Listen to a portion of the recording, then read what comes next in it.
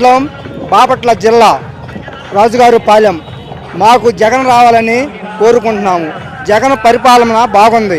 ఎన్నో పేదలకి రైతుకి ఎన్నో ఉపయోగాలు ఆయన వచ్చిన కాంచి పంటలు బాగా పండుతున్నాయి, రేట్లు బాగుంటున్నాయి.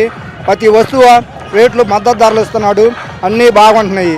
ఈ చంద్రబాబు అడిగితే అన్నీ డూబు, పవన్ కళ్యాణ్ ఇంకా డూబు ఆయన చెప్పే అన్నీ వాళ్ళు మాటలు ఎవరు ఒక్కసారి కూడా నమ్మరు. మళ్ళీ జగన్ 110 సీట్లు వస్తాయని మేము నమ్ముతున్నాము. జగన్ గెలవాలని మేము కోరుకుంటా సెలవు తీసుకుంటున్నాం. ఇప్పుడు జగన్ గెలవాలని నువ్వు సెలవు తీసుకుంటున్నావు అంటున్నావు.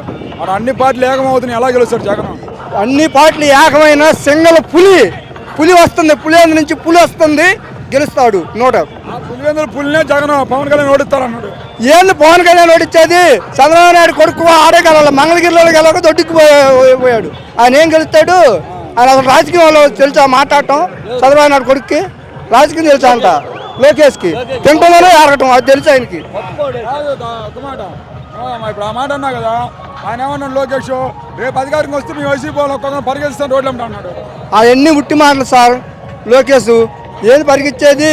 ఈయన పరిగిచ్చాడని ఎవరైనా మంచితనం మీద ఓట్లు గెలిపించుకోవాలి. ఆయన మంచితనం ఉంటే గెలుస్తాడు, మంచితనం లేకపోతే ఏం గెలుస్తాడు?